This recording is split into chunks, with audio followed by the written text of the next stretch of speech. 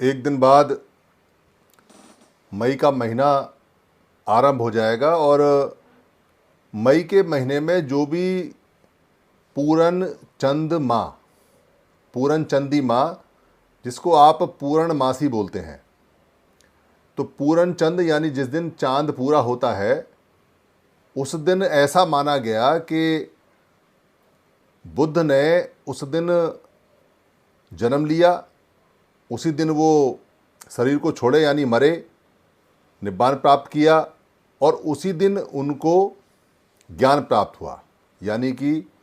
जो उनको पूरा का पूरा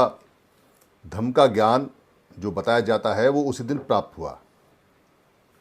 तीनों काम उन्होंने पूरन चंद माह यानी जब चांद पूरा था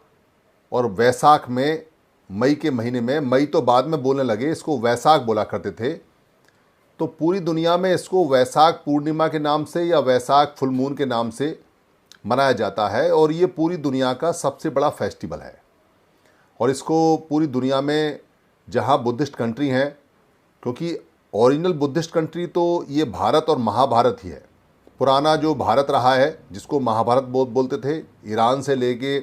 जो आज का अफ़गानिस्तान है, पाकिस्तान है, नेपाल है, भूटान है, वर्मा है और ये जो श्रीलंका है, इसे लगते हुए जितने भी क्षेत्र हैं, ये सारे के सारे जब महाभारत में होते थे तो उस समय सारा का सारा महाभारत यहाँ बुद्ध के आभा से ओतप्रोत होता था, इसलिए इसको आभारत या बुद्ध की आभारत या खाली भारत बोला करते थे। तो सबसे बड़ा दुनिया का फेस्टिवल है और सबसे ज़्यादा शांति से मनाया जाने वाला फेस्टिवल है और शांति के लिए ही सारा सारा फेस्टिवल ये होता है। तो ये फेस्टिवल इस बार 5 मई को पड़ रहा है। पर इस अगर फेस्टिवल का आप देखेंगे, ये जो उत्सव आता है, क्योंकि बुद्ध के जन्म के बाद, बुद्ध के धम्म के बाद, बुद्ध के ज्ञान के बाद, बुद्ध के निब्बान के बाद ये आरंभ हुआ, उससे पहले दुनिया में कहीं था नहीं। सारे फेस्टिवल ऐसे ही आरंभ होते हैं, कोई व्यक्ति होता है, कोई खास घटना होती है,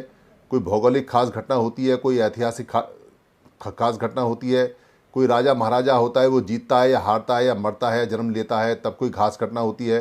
कोई देश आज़ाद होता है या अपना संविधान बनाता है, उस दिन कोई खास घटना होती है, या कोई नियम बनाता है,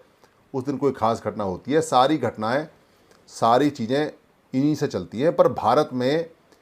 जो सबसे ज़्यादा उत्सव मनते थे वो मनते थे कृषि प्रधान किस्सक के, यानी खेत के हल चलाने के, बोने के, फूल आने के, फल आने के, जड़ आने के, आंधी आने के, तूफान आने के,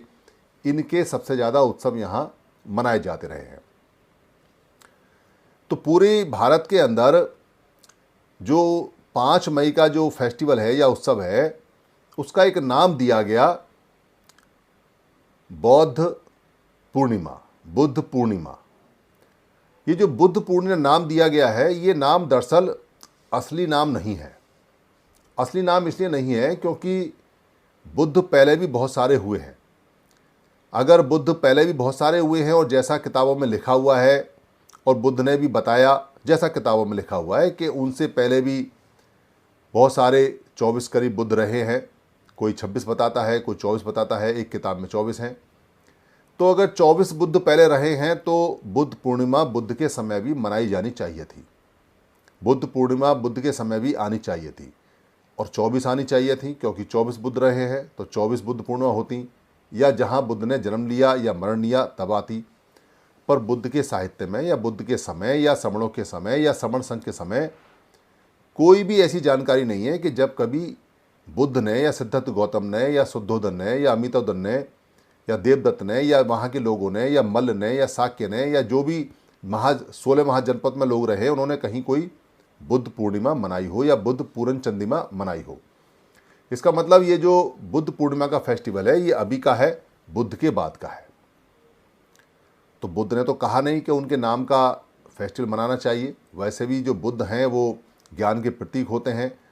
और व्यक्तिवाद से दूर होते हैं। जितने भी बुद्ध हैं या जो बुद्ध आएंगे या जो बुद्ध चले गए, उनके सिर्फ बोध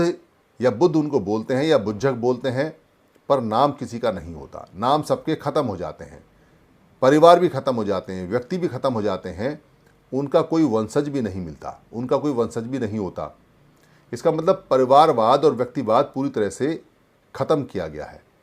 जब परिवारवाद और बुद्धवाद पूरी तरह से ख़त्म किया गया, नामवाद पूरी तरह से ख़त्म किया गया, फिर ये कौन लोग हैं जिन्होंने इस फेस्टिवल को बुद्ध के नाम से प्रचारित किया? बुद्ध की स्टैचू भी बना दी, बुद्ध के चित्र भी बना दिए और बुद्ध की शरीर का वर्णन करने लगे, बुद्ध के चेहरे का वर्णन करने लगे, बुद्ध की जो रहने का, खाने पीने का खूब वर्णन करने लगे, कथा कहानियों में बना दिया। बुद्ध का चेहरा इतना सुंदर बना दिया और डे बाय डे और सुंदर बनाते जाते हैं कि एक नारी का चेहरा भी इतना सुंदर नहीं होता। किसने सर के ऊपर इतने सारी जटाएं बना दी जबकि उन्होंने अपने बाल काटे, किसने इतने लंबे कान कर दिए, कान लंबे करने की कहानी क्या बना दी, उसको जस्टिफाई करने की चीज़ें क्या बना दी। और ऐसा एक भी मनुष्य बिहार के अंदर पाया नहीं जाता जैसी उनकी वेशभूषा या उनका रंग बनाया गया। इसको आप ऐसे समझें कि हमारे पूरे इतिहास के अंदर हम विचार पे चलते हैं, जो समण विचार है, जो समण कल्चर है। हम समण व्यक्ति के ऊपर नहीं चलते, हम समण परिवार के ऊपर नहीं चलते, हम समणों के नाम के ऊपर नहीं चलते। पूरी हिस्ट्री में, पूरी हिस्ट्री जितनी भी है समणों की कल्चर में, समणों के संग में, उसमें एक व्यक्ति भी ऐसा नहीं है जो हमारा नायक रहा हो, जिसका हमने नायक होकर गुणगान किया हो, जिसका हम व्यक्तिवाद में नाम लेके आए हों, जिसका हमने नाम से जयकारा किया हो, जिसका हम नाम लेके मूर्तियां बना के चारों तरफ लेके घूमते हों। पर विचार हमने लिया और विचार से हमने काम किया। तो समण का जो विचार, समणों की जो आइडियोलॉजी है और समणों का जो मत है और समणों का जो धम्म है और समणों का जो कल्चर है और समणों की जो संस्कृति है, समणों का जो रहन सहन है और जो समणों की भाषा है और जो बाद में समणों की लिपि बनी और जो समणों का भूगोल है, ये सबसे ज़्यादा इम्पोर्टेंट